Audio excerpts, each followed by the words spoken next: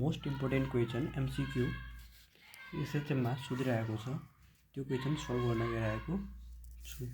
First question के भन्छ, the displacement versus time graph of the particle in SHM is shown figure the maximum velocity of the particle is, र यस graph दिएको छ र यस ग्राफमा भनिरहेको छ डिस्प्लेसमेन्ट भर्सेस टाइम ग्राफ दिएको छ यसमा, र यसमा भन्छ निकाल्नको लागि कि म्याक्सिमम भेलोसिटी कति हुन्छ कुनै पार्टिकलको म्याक्सिमम भेलोसिटी निकाल्नु छ भनेर कसरी निकाल्ने। यहाँबाट हेर त टाइम पिरियड कति छ, टाइम पिरियड कति छ र एम्प्लिट्युड कति छ, किनभने यहाँ त question number 1 here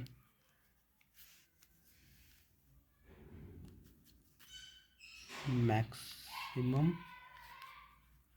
velocity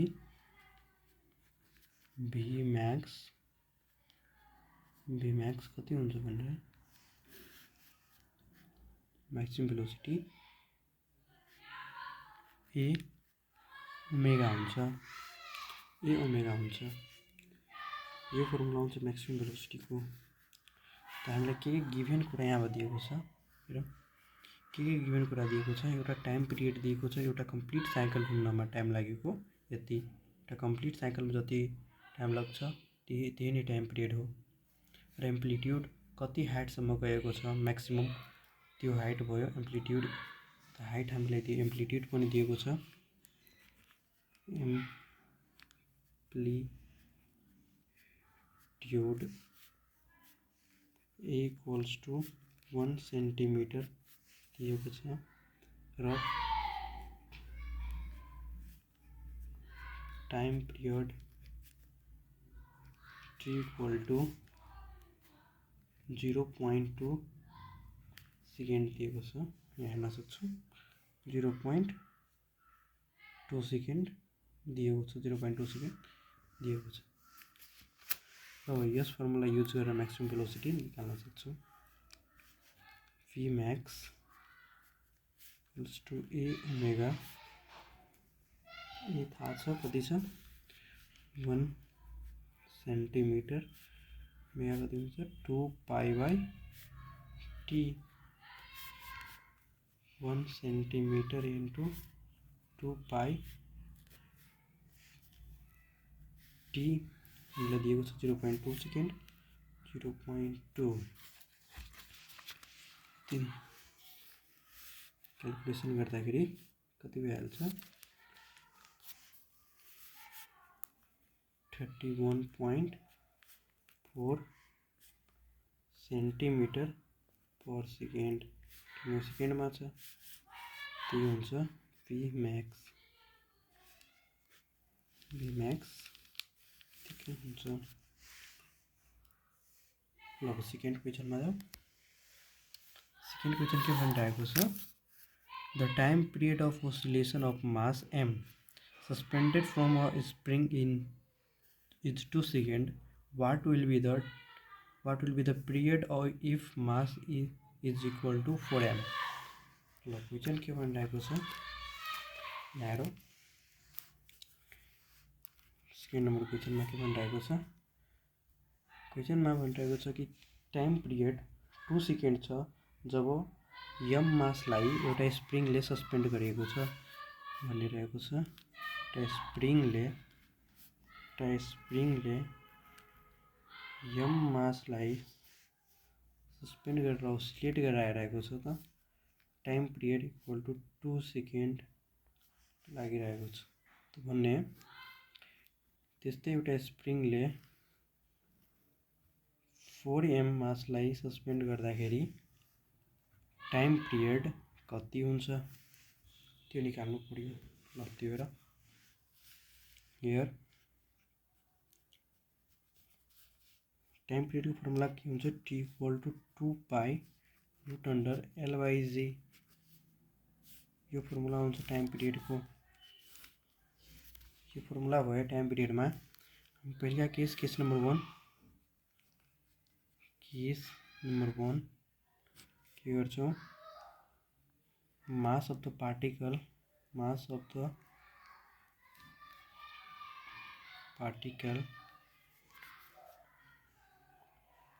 m छ, टाइम पिरियड कति छ, t इक्वल टू 2 सेकेन्ड छ। त्यो सबै भ्यालु म यहाँ सब्स्टिट्युट गर्दाखेरि त्यो फर्मुलामा के आउँछ, 2 equal to 2 pi root under l by रहेर यहाँमा के हुन्छ, यो फर्मुलालाई अझै l बाई g पनि हुन्छ र एउटा अझै फर्मुला हुन्छ टाइम पिरियडको, t equal to 2 pi root under मासको टर्ममा m बाई k, मास दिएको छ त्यसैले यस फर्मुलालाई युज गर्नेछौँ। यहाँ भइहाल्छ 2 पाई m मास छ के, यो इक्वेसन 1। सेकेन्ड केसमा के भनिरहेको छ, mass of the particle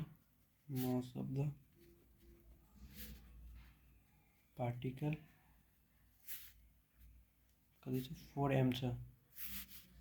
time period कति हुन्छ निकाल्नको लागि भनिरहेको छ, time period t equal to कति हुन्छ भनेर निकाल भनेर भनिरहेको छ। न त्यस्तै यहाँ राख्न सक्छौँ, t equal to 2 pi root under m को सिटा यहाँ 4m भइहाल्छ by k equation second, but dividing equation second by equation 1, dividing equation second by equation first, we get के भइहाल्छ, t by 2 equals to 2 pi root under 4m by k by 2 pi root under m by k, र 2 पाईले 2 पाई cancel भयो, कति बचिहाल्यो, यहाँबाट रुटबाट 4 निकल्छ भने 2m by k र यहाँ पनि m by k दुवै कटिहाल्छ 2, और t by 2 equal to 2, therefore t equal to कति आउँछ, 4 सेकेन्ड आउँछ। यही हो, जब पार्टिकलको मास 4m भइहाल्छ त टाइम पिरियड 4 सेकेन्ड लाग्छ। अप्सनमा पनि छ, अप्सनमा पनि दिएको छ 4 सेकेन्ड, सी अप्सनमा। अब क्वेसन नम्बर 3 गर्छौँ। क्वेसन नम्बर 3 मा के भनिरहेको छ, एकचोटि हेरौँ। The maximum velocity and minimum acceleration of a particle executing SHM are 4 meter per second and 2 meter per second square respectively. Its time period of oscillation is भनिरहेको छ। त्यसलाई बुझ्दाखेरि के भनिरहेको छ क्लियर भइहाल्छ। यानी कि यसमा मैक्सिमम भेलोसिटी र मैक्सिमम एक्सिलरेसन दिएको छ कुनै पार्टिकलको, त्यो पार्टिकल के गरिरहेको छ, एसएचएम गरिरहेको छ। कुनै पार्टिकल छ, यहाँ हेर, कुनै पार्टिकल छ त्यो एसएचएम गरिरहेको छ, त्यसको v मैक्सिमम र एक्सिलरेसन मैक्सिमम एक्सिलरेसन दिएको छ। कति कति दिएको छ, v maximum 4 metre per second दिएको छ, यो 2 मीटर पर सेकेन्ड स्क्वायर दिएको छ। के भन्छ निकाल्नको लागि, यहाँ हेरौँ, टाइम पिरियड अफ ओसिलेसन, कति टाइम पिरियड लाग्छ यसलाई ओसिलेट गर्नमा, त्यो निकाल्नु छ। क्वेश्चन नंबर 3 छ हियर। क्वेश्चन नंबर 3 में हेरौँ, यहाँ भी मैक्स फर्मुला के हुन्छ भी maximum a omega equal to 4 metre per second र ए मैक्सिमम को फर्मुला के हुन्छ ए ओमेगा स्क्वायर यानी कि 2 मीटर पर सेकेंड स्क्वायर। यसलाई इक्वेसन 1 इक्वेसन 2 के गरौँ, दुवैमा एक कमन छ नि, त इक्वेसन 2 लाई इक्वेसन 1 ले डिभाइड गरिदिन्छु, त आइहाल्छ dividing equation 2 by equation first we get to कति छ a omega square first a omega र त्यसलाई डिभाइड 2 by 4 ए ले क्यान्सल भइहाल्छ, एउटा ओमेगाले एउटा omega cancel, omega equals to 1/2 भइहाल्छ। ओमेगाको फर्मुला के हुन्छ 2 पाई बाई टी, किनकि हामीलाई टाइम पिरियड चाहियो नि त हो 1/2 or 2 pi by 2 equal to T भइहाल्छ। र त्यसपछि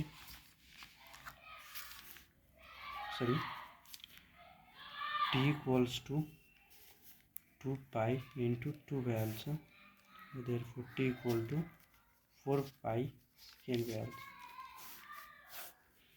कति टाइम लाग्छ सिलेक्ट गर्दा 4 पाई सेकेन्ड लाग्छ, अप्सनमा डी अप्सनमा दिएको छ। अब क्वेश्चन नंबर 4 में जाऊ, के बताएको छ the maximum velocity of a particle executing SHM with amplitude of 7 mm is 4.4 metre per second, the time period of oscillation is. यानी प्रिभियस क्वेश्चन को अर्थ के हो कि कुनै पार्टिकल छ त्यो SHM गइरहेको छ, त्यसको मैक्सिमम वेलोसिटी दिएको छ 4.4 मीटर पर सेकेंड एंड त्यसको एम्प्लिट्यूड दिएको छ 7 mm। हेरौँ, यानी कुनै एउटा पार्टिकल छ, कुनै पार्टिकल हो त्यो SHM गइरहेको छ, त्यो SHM गइरहेको छ, त्यो मैक्सिमम एम्प्लिट्यूड कति भएको छ इक्वल टू 7 mm, धेरै सानो हो र त्यसको मैक्सिमम वेलोसिटी पनि दिएको छ v max कति दिएको छ 4.4 मीटर पर सेकेंड। यो कुराहरू दिएको छ, के निकाल्नको लागि भनिरहेको छ हेर, the time period of oscillation, यो ओसिलेसन गर्नमा कति टाइम लाग्छ भनेर भनिएको छ। हेरौँ, क्वेश्चन नंबर 4 हो, यसरी निकाल्न सक्छौँ। एम्प्लिट्यूड दिएको छ 7 mm, यो 7 into 10 to the power -3 metre हो र v max कति दिएको छ 4.4 मीटर पर सेकेंड भएर नाउ v max फर्मुला के हुन्छ a into omega 4.4 metre per second र ए को भ्यालु दिएको छ 7 into 10 to the power -3, omega हुन्छ 2 pi by T 4.4 T equal to यहाँबाट टी लाई त्यो साइड मल्टिप्लाई गरेर सबैलाई साइड डिभाइड गरिदिन्छु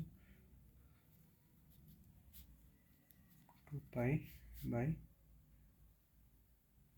कति भ्यालु 4.4, त्यसको फाइनल आन्सर कति हुन जान्छ टी इक्वल टू 0.01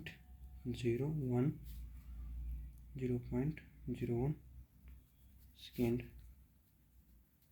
हुन जान्छ। यति टाइम पिरियड लाग्छ त्यसको पुरा ओसिलेसन गर्नमा। ठीक छ,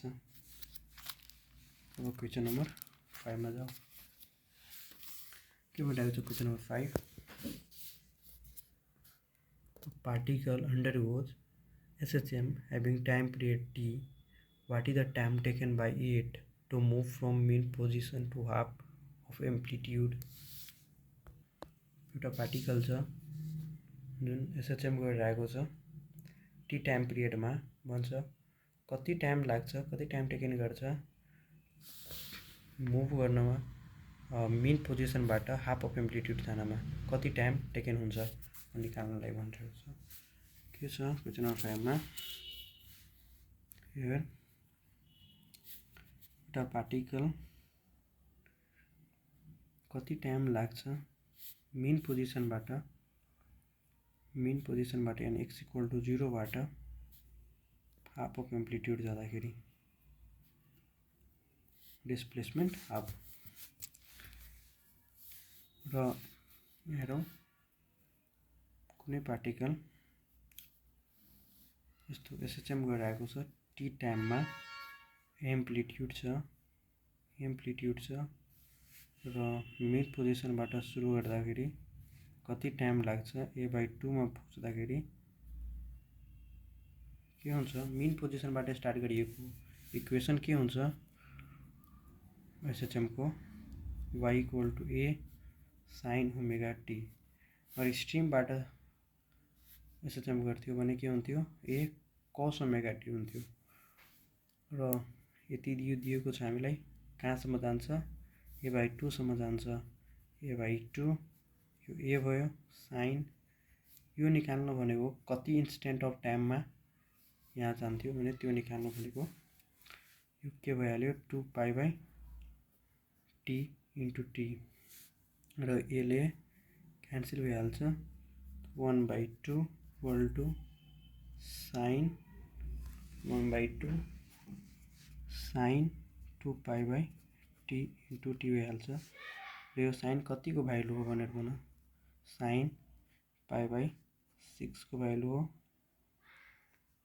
इक्वल टु sin 2π/ यो क्यापिटल टी हुन्छ टाइम पिरियड हो यो टी र फर्दर यसलाई क्याल्कुलेसन गर्दा कति भइहाल्छ यो साइन दुवै साइड छ एंगल छ यो त यो π/6 होल्स टु 2π/t * t भइहाल्छ पाइले पाइ क्यान्सल यो टी निकाल्नु छ त्यो टी निकाल्दाखेरि कति भइहाल्यो t = t/6 यो टाइम पिरियड को 6 टाइम